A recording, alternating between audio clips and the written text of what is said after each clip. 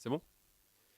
Bonsoir et bienvenue dans le Mac Culture. Nous sommes ce soir avec le directeur de la ferme de Belébat à Guyancourt, Johan Lavabre. Bonsoir. Bonsoir. Alors ensemble, nous allons parler de la programmation de la ferme de Belébat entre le 30 novembre et le 28 décembre. Alors il y a l'autre le samedi 30 novembre à 18h. Alors est-ce que vous pouvez nous présenter ce spectacle?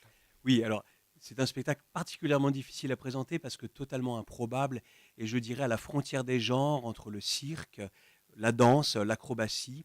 C'est un spectacle que je qualifierais de plus magique que de magie. C'est donc un parcours spatio-temporel qui défie littéralement les lois de l'équilibre. Une très belle proposition de l'artiste Claudio Stellato. Et c'est destiné à qui? Oh, c'est destiné à un public large, je dirais, à voir en famille à partir de 8 ans. Et au niveau des tarifs, on se situe à quel niveau? Alors, les tarifs, je les connais pas par cœur. Non, c'est particulièrement accessible. C'est ce qu'on appelle le tarif B. Le tarif B, que je vous dise pas de bêtises, c'est un plein tarif à 12 euros pour les adultes, à 6 euros pour les enfants, par exemple. Et pourquoi vous l'avez programmé? C'est un choix, ça représente bien l'esprit de la ferme de Belébat? C'est assez nouveau comme type de programmation, je dirais, pour Bel et Bas, puisque nous n'avons pas un axe cirque très affirmé. Mais c'était vraiment un de mes coups de cœur du dernier festival d'Avignon. Donc j'ai voulu offrir à tout le monde la possibilité de le voir. Alors vous vouliez également nous parler de Phèdre le mercredi, donc il passe le mercredi 4 décembre à 20h30, c'est ça? Phèdre, c'est une création. Alors on connaît bien, souvent on l'a étudié au lycée, la Phèdre de Racine. Et là, il s'agit de la Phèdre de Sénèque, donc quelques siècles avant, une pièce latine, très très belle tragédie d'un grand poète latin, dans une mise en scène d'Élisabeth Chailloux, qui est co-directrice du théâtre des Quartiers d'Ivry, Centre dramatique national du Val-de-Marne. Et donc nous avons l'honneur d'accueillir la première date de tournée de ce spectacle qui vient tout juste d'être créé à Ivry. Il est revisité ce Phèdre ou ça reste dans le classique, on va dire? C'est du théâtre classique, D'accord. mais comme toutes les grandes pièces du répertoire, c'est un théâtre qui a des résonances contemporaines très fortes. Il y aura combien d'acteurs, vous savez à peu près ou J'ai- ah, Non, pas j'ai du tout? j'ai pas la D'accord. distribution en tête. Oh, il y a du monde sur le plateau, hein, comme dans toutes ces pièces du répertoire. Il y a souvent beaucoup d'acteurs et ce sont des pièces qui offrent du beau jeu, oui. Et c'est destiné à qui? Ouais, c'est pareil, c'est un public relativement large. Je dirais peut-être à partir de 14 ans quand même, parce que le sujet est assez âpre. Alors le temps fort, on va dire aussi de ce mois de décembre, c'est les journées du conte, la journée du conte intitulée Qu'est-ce que tu racontes le samedi, donc il passera le samedi 7 décembre. Est-ce que vous pouvez nous en parler? Oui, absolument. Qu'est-ce que tu racontes? Les bons contes font les bons amis, évidemment avec un jeu de mots. C'est une journée qui s'inscrit dans le cadre de la fête du conte, organisée par la communauté d'agglomération de Saint-Quentin-en-Yvelines. Et c'est une journée où les spectacles vont voir grandir le spectateur au fil des heures. On va commencer le matin avec Christelle Pimenta et quelques bibliothécaires du réseau des médiathèques de Saint-Quentin-en-Yvelines qui vont raconter pour les tout petits à partir de 6 mois. Donc vraiment tous les âges. Ça, ce sera le matin à partir de 11 heures et c'est en entrée libre. Et ensuite, à 14 heures, on aura Rage dedans, un spectacle de Christelle Pimenta à partir de 4 ans. Puis Le Roi des Corbeaux à 16 heures et c'est pour les enfants à partir de 6 ans. À 18 heures, ce sera Vie de Michel Nguyen. C'est un spectacle de conte qui a remporté le Molière du spectacle jeune public en 2011. Et on finira ensuite à 21 heures avec Après ce sera toi, un conte thriller de Marien Tillet à partir de 12 ans. Et entre toutes ces propositions, on aura une grande conteuse, puisqu'il s'agit de Praline Guépara, qui racontera Caravane, récit ambulant, dans une petite caravane postée devant la ferme de Bel-et-Bas. Et donc c'est plutôt pour les enfants, c'est ça? Alors, Caravane, c'est pour tout le monde, à partir de 8 et 10 ans. Ce sont des récits de vie collectés dans tout le périple que Praline a eu en Île-de-France. Et du coup, il faut réserver pour participer à cette journée du conte? Ah, c'est toujours plus sage de réserver parce que notamment les spectacles familiaux et jeunes publics peuvent se remplir parfois très vite. Oui, donc c'est préférable. C'est l'occasion d'ailleurs pour moi de rappeler que toutes les places peuvent être prises sur le site du kiosque, hein, la nouvelle plateforme de vente en ligne mise en place par la communauté d'agglomération. Et vous avez combien de places pour cette journée environ? Oh, alors ça dépend en fait des spectacles, hein. C'est-à-dire que bon, panier de compte, à partir de 6 ans, 1 an, ça va être évidemment des petits groupes d'enfants. On dépassera difficilement 30 ou 40 enfants simultanément. Ensuite, Rage dedans, Le Roi des Corbeaux, on peut monter à 90.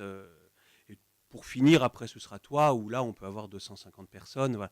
Mais effectivement, parfois, les propositions s'adressent aux petits et donc en petit nombre pour une meilleure écoute et une plus grande proximité. Et le ticket sera pour toute la journée, c'est ça? Non, pas tout à fait. Alors, à chaque fois, ce sont des tarifs assez doux. Panier de compte le matin, c'est gratuit. Caravane également. Les autres spectacles sont en général à un tarif unique de 6 euros. Sauf le soir, effectivement, après ce sera toi, où on est, et Vie, où on est sur un tarif de 12 euros, 9 ou 6. Et si on achète deux places, enfin, si la même personne achète deux places pour deux spectacles différents dans la même journée, elle bénéficie automatiquement d'un tarif réduit. Donc, par exemple, si vous voulez voir Vie et après ce sera toi, au lieu de payer 12 et 12, ça devient 9 et 9.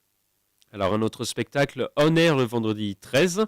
Alors, est-ce que vous pouvez nous présenter cet événement? Voilà, On Air, un spectacle encore très particulier puisque c'est un spectacle qui mélange un concert de rock avec un spectacle chorégraphique. Et c'est vraiment la fusion des deux, c'est-à-dire qu'il y a un groupe de rock sur place, ce sont les Guns of Winston. Je suis désolé pour mon accent qui est pas terrible. Vous prononcez bien, je pense.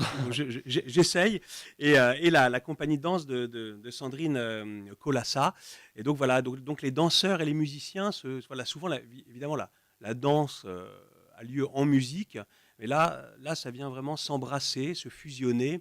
Et on voit les danseurs se mélanger aux musiciens pour une très très belle proposition, très originale. Donc, c'est plutôt pour les amateurs de rock ou c'est destiné à tout le monde? C'est à la fois pour les amateurs de rock et les amateurs de belle danse, parce que c'est, comme on aime à dire, une danse qui danse vraiment, qui fait plaisir aux yeux et aux oreilles, en l'occurrence. Alors, enfin, il y a le spectacle Histoire de Babar le 18 et le 21 décembre. Oui, Alors, est-ce que vous pouvez nous présenter ce spectacle? absolument. Là, c'est un spectacle fait maison, on va dire, et c'est un diptyque autour du fameux personnage Babar. Alors, pour resituer les choses, Babar est né en 1931 sous l'invention de Cécile et Jean de Brunoff. Et en 1940, Babar a été mis en musique par Francis Poulenc. L'histoire est assez amusante. Francis Poulenc a improvisé au piano dans sa maison de campagne et sa petite nièce lui a dit « Oh là là, qu'est-ce que c'est barbant ce que tu joues, est-ce que tu pourrais plutôt jouer ça ?» Et elle pose Babar sur le piano et Francis Poulenc dit « Bah oui ». Et il compose ainsi quelques très très belles pages de la musique française pour piano. Et donc, on a souhaité proposer ce spectacle en diptyque, puisque nous avons commandé à François Narboni, donc un compositeur tout ce qui est de plus actuel, de mettre en musique le deuxième album de Babar, Le Voyage de Babar, et on présente ces deux histoires à la suite. C'est à partir de 3 ans, et ça jouera à l'Auditorium de la Batterie, le pôle musique de Guyancourt. Et c'est destiné à qui? À tout le monde? C'est vraiment un spectacle très très familial, 3, 4, 5 ans, et puis après il n'y a pas d'âge. C'est une belle page musicale, donc on peut l'apprécier, oui, quelle que soit la tranche d'âge. Et au niveau du prix, on se situe à quel niveau?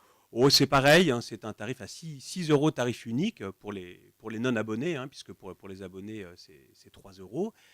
Et voilà, c'est un spectacle qui dure 45 minutes. Et justement, pour s'abonner, est-ce que vous pouvez nous expliquer un peu les principes? Ça se passe comment, etc. Bien volontiers. On a mis en place ce qui s'appelle une carte. Alors, ce n'est pas une carte d'adhésion, hein, à proprement parler, mais c'est une carte donc, qui coûte entre 20 et 10 euros en fonction de la catégorie à laquelle on appartient, hein, qu'on soit, par exemple, demandeur d'emploi, qu'on ait moins de 18 ans, famille nombreuse ou qu'on soit un actif, tout ce qui est de plus normal.